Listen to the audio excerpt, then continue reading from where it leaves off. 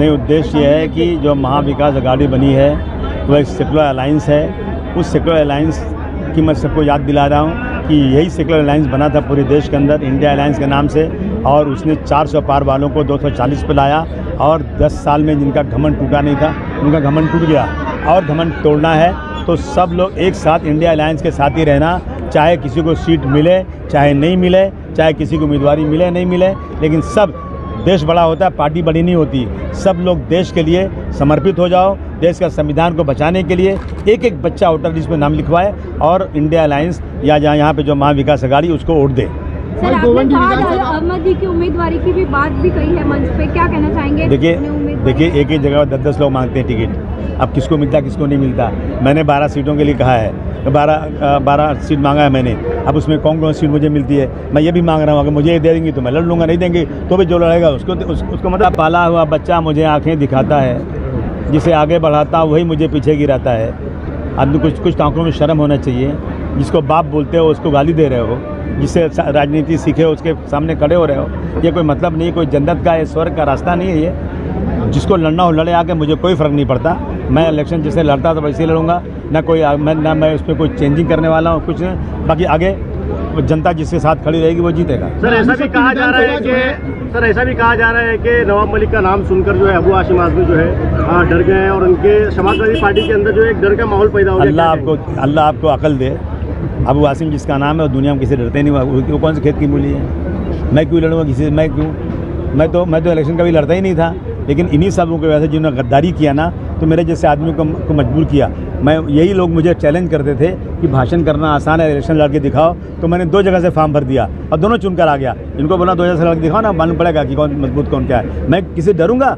बाप रे बाप, क्या बात कर दी आपने। के लिए क्या-क्या मैनिफेस्टो है आपके पास, क्या-क्या करने वाले हो डेवलपमेंट? देखिए भाई पहले जीत को आने दो ना। जो डेवलपमेंट मैंने गोंडी में किया वो यहाँ करूँगा। स्कूल अच्छे बनेंगे, सड़कें अच्छी बनेंगी, अस्पताल अच्छे बनेंगे, क्राइम खत्म करेंगे, ये सब करेंगे और क्या करेंगे। जिस सड़क पर से आप चल कर आ रहे थे, मेरे गोंडी में अगर एक सड़क ऐसी दिखा दो ना तो मैं बताऊँ आपको, कोई सड़क ऐसी, ये काम ही नहीं करते लोग। और सबसे अच्छी बात उनकी नेता ने देख लिया आज कि जिसको आपने चुन के दिया और मंत्री बनाया, ये नहीं मंत्री बना। और फंड, हमें फंड नहीं मिल रहा है, हम तो फंड मांग रहे हैं। हमको फंड तो बहुत भी ऊँट के मुंह में जीरे की तरह मिल रहा है, और जो उनकी पार्टी में है उनको तो इतना फंड मिल रहा है कि कितने पैसे मिल रहे हैं उनको? 15 साल से कल बेल मिल गई है मानहानि केस में, क्या कहना चाहेंगे? नहीं तो बेल में तक कानून ने मिलने का, निचली अदालत ने किया है तो अगली अदालत करेगी और आगे जाएंगे और कुछ और आगे जाएंगे।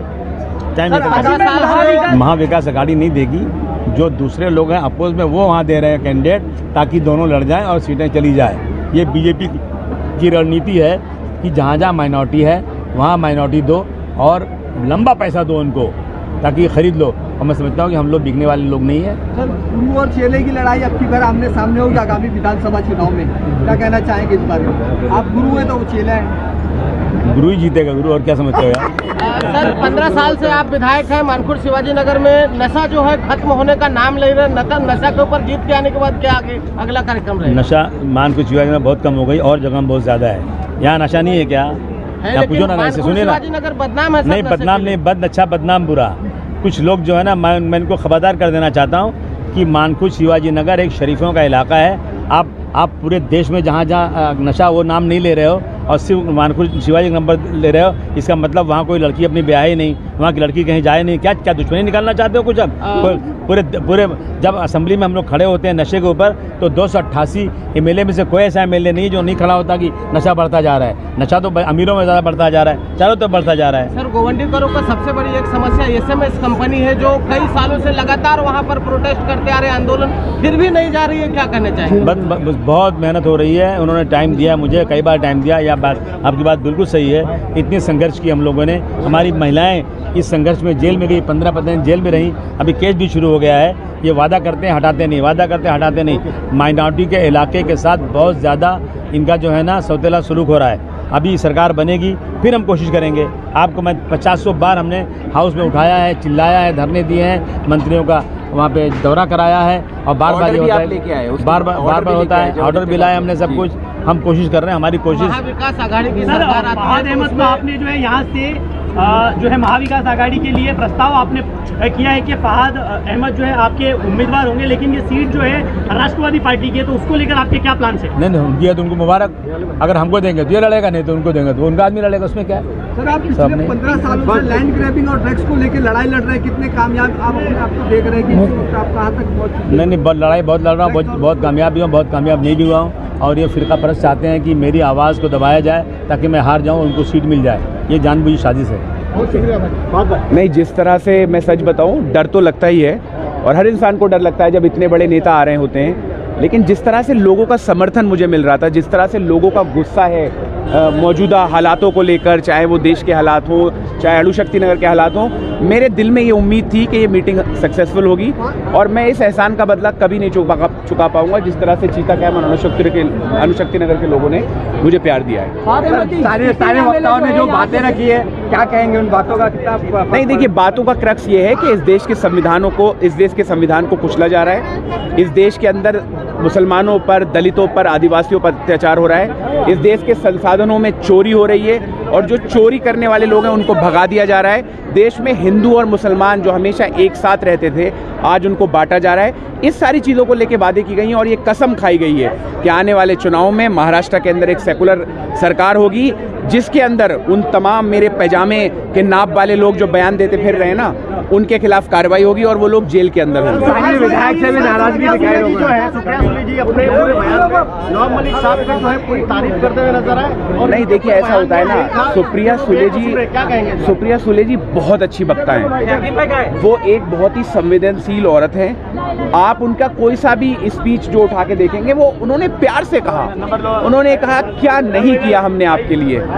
संजय रावत जी भी जेल गए थे, अनिल देसाई जी भी जेल गए थे, वो तो बीजेपी में जा सकते थे, वो क्यों नहीं गए बीजेपी में? जिस पार्टी में है उसी के चीफ मिनिस्टर ने उनके खिलाफ लेटर भी लिखा था और उनको असेंबली से बाहर निकलने की बात भी कही थी, उसको लेकर मुझे यही लगता है जहां इज्जत ना हो ना, अबू आसिम आदमी साहब ने बात सिखाई है कि जहां इज्जत ना हो वो बैठना नहीं चाहिए। और मुझे अफसोस होता है नवाब मलिक साहब आज वहां बैठे हुए हैं जहां उनकी कोई इज्जत नहीं है। आपकी भी टिकट की चर्चा हो रही है, क्या मुद्दे लेकर जाएंगे आप? देखिए, मेरे अध्यक्ष अबू आसिम आदमी साहब ने ये बात बोली है, समाजवादी पार्टी पुरजोर तरीके से सीट को मांग रही है। आज हमने अपनी ताकत महाविकास आघाड़ी के लोगों को दिखाई है, ये सीट मिलेगी तो ये सीट हम आपको जीत के जनता की झोली में डालने का काम करेंगे। अगर कहीं आप प्रोसेस को लेके जाएंगे, जो 10 साल आमदार है उनके काम और अपना काम क्या लेके जाएंगे? देखिए, काम की बात यह है कि मैं क्योंकि एक रिसर्च स्कॉलर हूँ, मैंने अपनी साथियों की एक टीम, मैं खुद लोगों से जाके, मैं मानता हूँ कि जो पॉलिसी होती है ना, वो एसी के कमरों में बैठ के ना बने, वो ज़मीन से बने।